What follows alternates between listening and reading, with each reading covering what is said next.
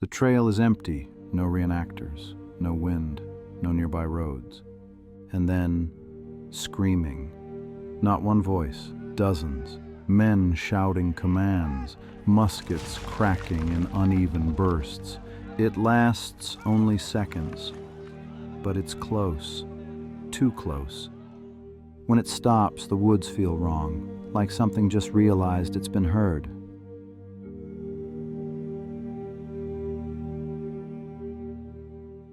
There are places where the ground itself seems to remember, not in gentle echoes, but in violence so concentrated it never fully fades.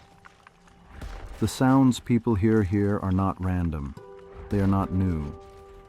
They belong to a single stretch of earth where, for nearly 24 uninterrupted hours in May of 1864, human suffering reached a pitch so extreme that many who survived believed it changed the land itself. This quiet bend of forest in Virginia was once one of the most brutal places on earth. They called it the Bloody Angle. Rangers talk about visitors freezing in place when they hear what sounds like screaming in the woods.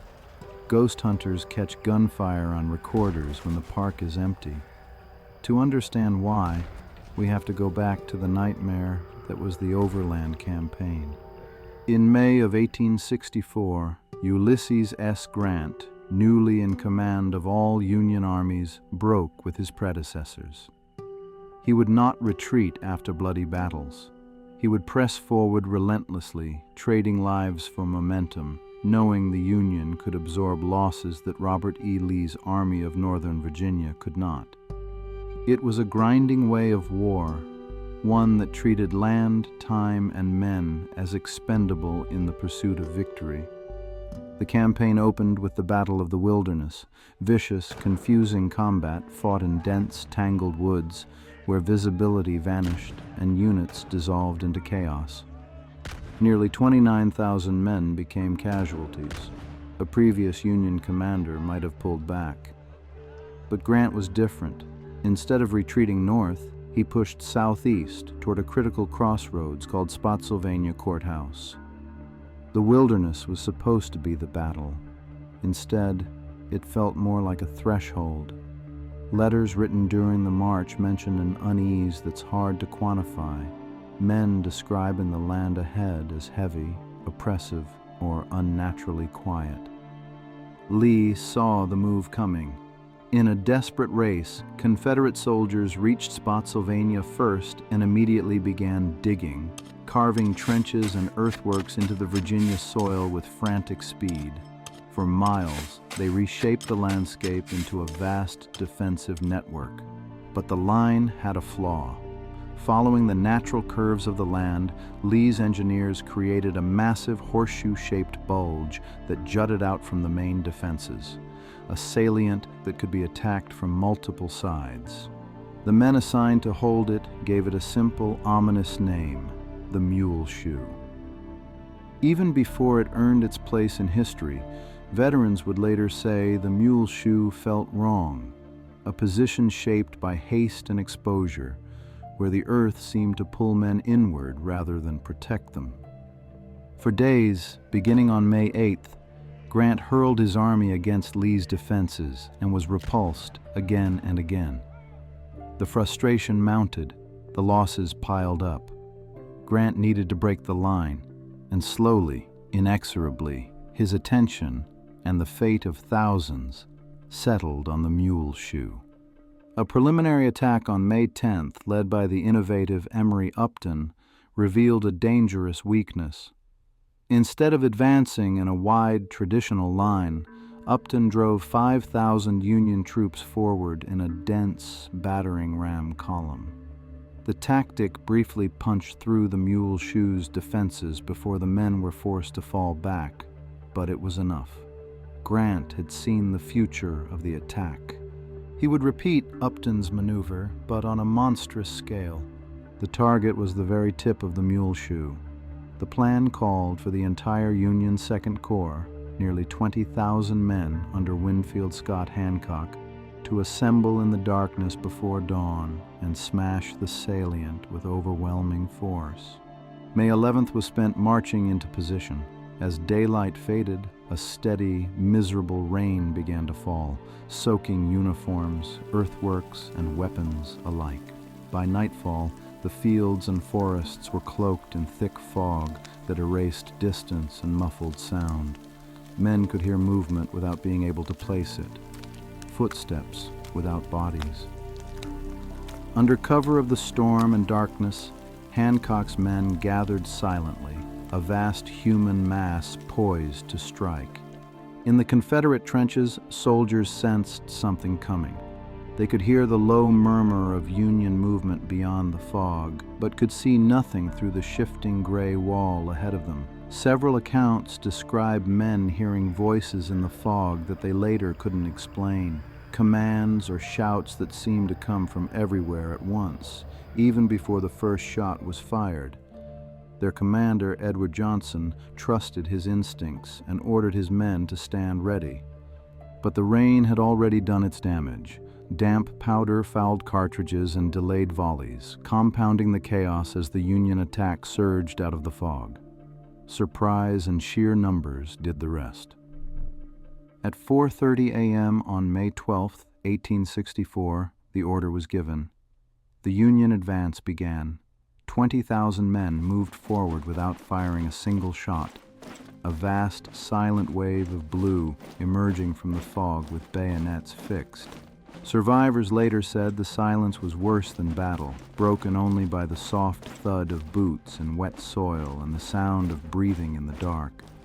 The Union troops overran the Confederate picket line and then, with a sudden, overwhelming roar, slammed into the main earthworks. The initial Confederate volley should have been deafening. Instead, it was a series of weak, sputtering pops. Damp powder failed at the worst possible moment. The Union wave poured over the trenches. The Confederate defense collapsed almost instantly. Within minutes, thousands of prisoners were taken, including 2 generals, along with 22 cannons. The line was split wide open. For a brief, disorienting moment, it appeared the Army of Northern Virginia was on the verge of annihilation.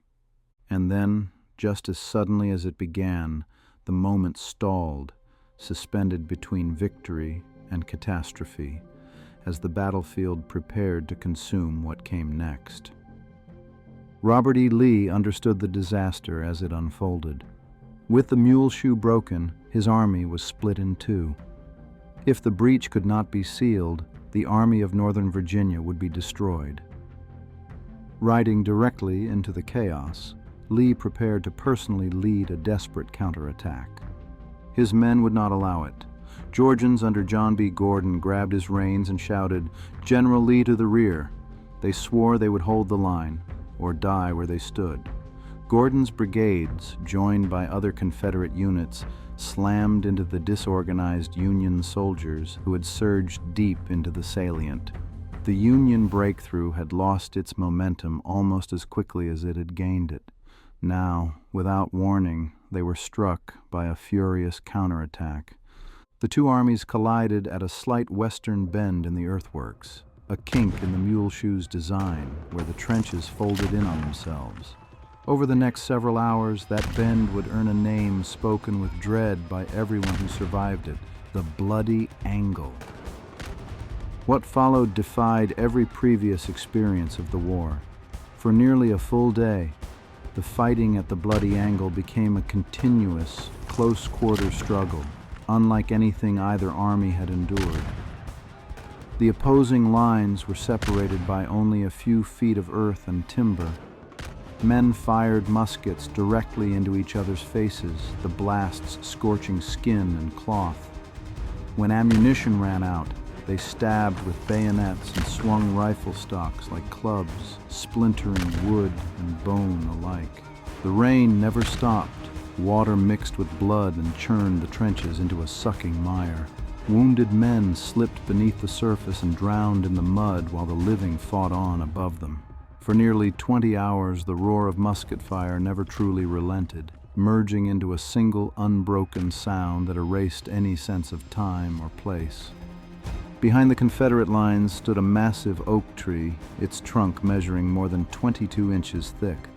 For hours, it stood directly in the path of relentless Union fire aimed at the trenches below. Mini-balls struck it again and again, thousands of impacts, each one tearing splinters from its bark. Slowly, almost impossibly, the tree began to fall. Sometime after midnight, with a violent crack that cut through the roar of battle, the oak collapsed. It had been cut down not by axes or saws, but by sheer, sustained gunfire. The shattered trunk crashed onto the Confederate earthworks, a silent witness finally overwhelmed. Soldiers who saw it were stunned. Many admitted they hadn't believed bullets could do such a thing. The stump of that tree was later collected and sent to Washington, D.C., where it eventually became part of the Smithsonian's collection, a relic of what sustained violence can do, not just to men, but to the world around them. If lead could erase an oak tree from existence, it raises a darker question. What did that same force do to the thousands of men who died beneath it? After nearly a full day of slaughter, Lee's desperate counterattacks finally bought enough time. Under cover of darkness and driving rain, Confederate engineers hastily constructed a new, stronger defensive line nearly half a mile to the south. Around 3 a.m. on May 13th, the soldiers still clinging to the bloody angle were ordered to withdraw. As they pulled back, something unfamiliar settled over the field. The firing slowed, then stopped. After nearly 20 hours of uninterrupted noise, an eerie quiet took its place, so sudden and complete that survivors later said that silence was worse than the gunfire. Not peaceful, but hollow, as if something that had been unleashed was suddenly waiting. Dawn revealed the cost. The trenches were choked with bodies, piled 4 and 5 deep, the ground soaked black with blood. Estimates suggest as many as 15,000 to 17,000 casualties in and around the Mule Shoe during the fighting. A single acre turned into a place of skulls. Tactically, the battle changed little. Strategically, it cost Lee men he could never replace, and the war ground on. One Confederate soldier who crawled away from the carnage later wrote, "I never expect to go to hell, because I'm sure hell itself could not beat that terrible scene." For many who survived, the battle ended that night. But for the ground where it happened, the silence that followed felt less like peace and more like something holding its breath. The soldiers marched away. The war ended. And over time, the scarred land was left to recover. But some places don't heal cleanly. Today, the bloody angle is preserved as part of Fredericksburg and Spotsylvania National Military Park, a quiet stretch of woods traced by a walking trail. On the surface, it feels peaceful, but visitors consistently report that something feels wrong the moment they reach the angle itself, a sudden heaviness, an unshakable sadness that arrives without warning. The most common experiences are sensory rather than visual. People describe sudden cold pockets on hot summer days, sharp sulfurous smells reminiscent of black powder, and metallic tangs in the air that vanish as quickly as they appear. Others report hearing distant musket fire, brief volleys echoing through the trees where no modern sound source exists. Some investigators claim to have captured clipped, urgent military commands on recording equipment.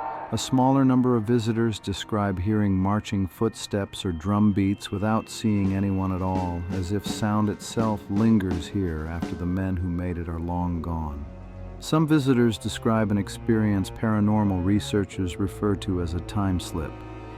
While walking along the preserved earthworks, they suddenly hear the sounds of a marching column, the creak of leather straps, the metallic jingle of canteens, the soft, synchronized thud of hundreds of boots moving through wet ground.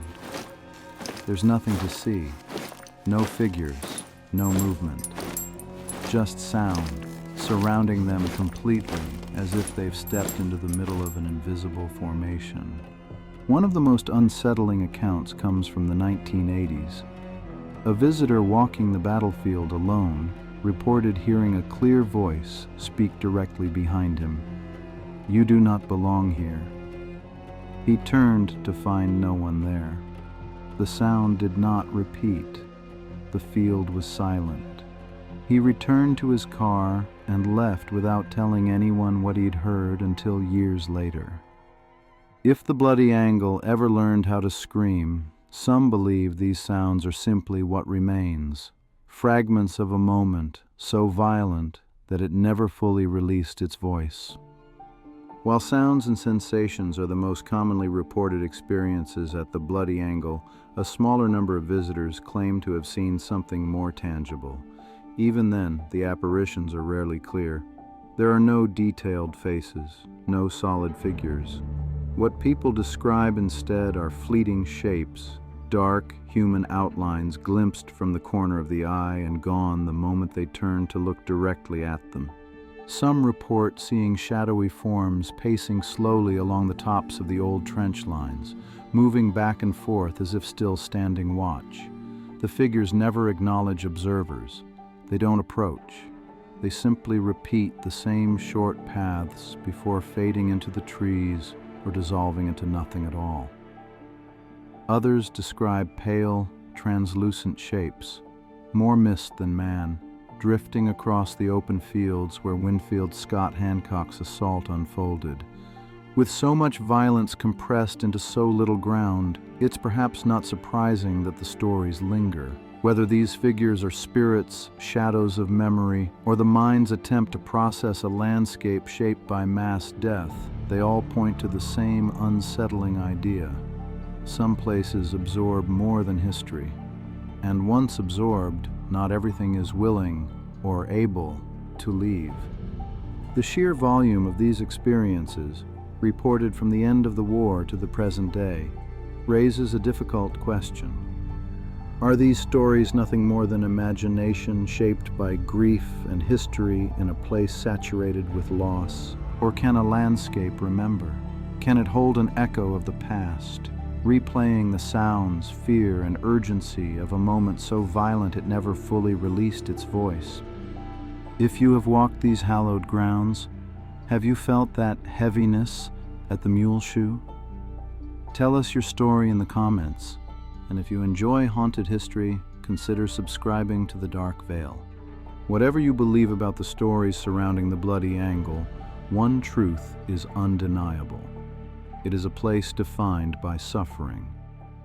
Nearly 32,000 men became casualties during the wider Battle of Spotsylvania Court House, a staggering human cost. The fighting at the Angle marked the peak of that industrial-scale slaughter, a concentration of violence so extreme it shocked even the hardened soldiers who survived it. Perhaps these aren't just ghost stories. Perhaps they are the land's refusal to forget. The echoes of fear, pain, and desperation pressed so deeply into the earth that they still surface again and again, long after the guns fell silent. The battle for the Bloody Angle ended in 1864, but for the ground itself, and for the memories bound to it, the fighting may never have truly stopped.